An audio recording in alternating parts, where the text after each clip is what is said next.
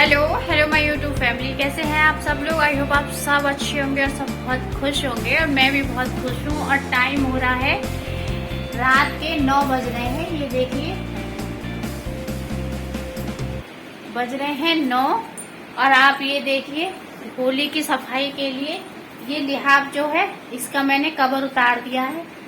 इसको कवर को धोने के लिए उतार दिया क्योंकि रात में मैं थोड़ा काम निपटा लूंगी कि सुबह को और भी बहुत काम होते हैं तो फिर थक भी बहुत जाती हूँ क्योंकि खाना सफाई ये वो सो फिर बहुत हो जाता है। तो थोड़ा बहुत काम जो है मैं रात में निपटा देती हूँ। तो ये जो अलमारी मैंने खोल के डाली है ये देखिए बहुत ऊपर से नीचे तक सब भरी हुई है क्योंकि सर्दी में कपड़े इसमें ज्यादा रखने के लिए हो जाते हैं। तो ये लिहाफ भी है, इसको भी मैं रखूंगी। तो मतलब मैं अभी रात में ये सेटलमेंट करती हूँ क्योंकि सुबह खोलूंगी मैं बेड। तो मैं अभी ये सेटलमेंट करती हूँ कि इसमें से मुझे कौन कौन से कपड़े सिर्फ इसमें रखने हैं और जो गर्म कपड़े हैं वो सारे निकाल के अभी मैं यहाँ मेज पर रख दूंगी ताकि सुबह को मैं जब बेड खोलूँ तो ये इनमें ऐसा हो क्या क्या कपड़े निकाल के बेड में पहुंचाने हैं वो सारे, इसलिए अलमारी में से निकाल दूं। तो अलमारी अभी साफ हो जाएगी। अलमारी को मैं अभी साफ कर दे रही हूँ क्योंकि अभी वो आएंगे 10 बजे तक। तो अभी तो मेरे पास 1 घंटा है, 1 घंटे में मैं ये सारा सेटलमेंट कर लूंगी क्योंकि कौन सा कपड़ा मुझे अंदर रखना है, कौन सा निकालना है, कौन सा नहीं निकालना है। तो चलिए मैं अलमारी साफ करती हूँ क्योंकि जो काम है करना हमें ही है, कोई और करने नहीं आएगा। तो काम को कैसे मैनेज करना है ये भी हम पर ही डिपेंड करता है। दिन में करो, रात में करो, जब टाइम मिले तब करो क्योंकि करना हमें ही है। तो शुरू हो गई मेरी होली की सफाई और होली की सफाई यहीं से स्टार्ट होती है क्योंकि जब तक हम कपड़ों का सेटलमेंट नहीं करेंगे तब तक कोई काम आगे नहीं बढ़ेगा। क्योंकि कपड़े सर्दियों में इतने फैल जाते हैं, कहीं लिहाफ, कंबल, गरम कपड़े। तो इनको पहले सबसे पहले बेड खोल के बेड की जो है बेड की सफाई हो जाएगी तो सारे गरम कपड़े जो हैं वो बेड में पहुंच जाएंगे। तो ये अलमारी भी हल्की हो जाएगी और ये बेड में भी सारे कपड़े रख जाएंगे और बेड की भी सफाई हो जाएगी।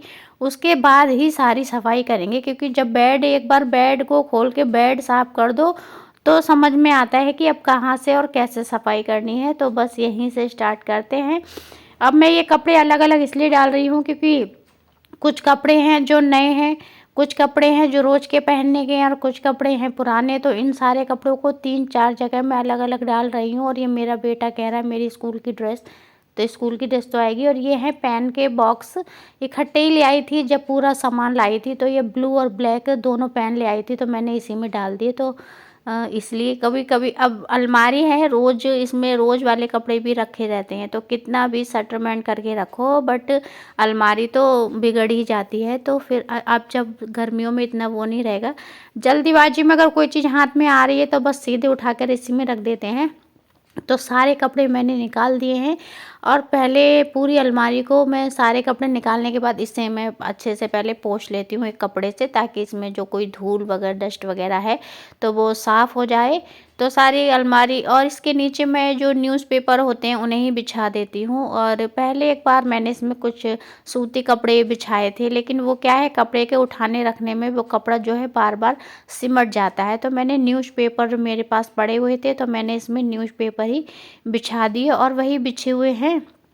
तो अभी तो वो ख़राब नहीं हुए हैं।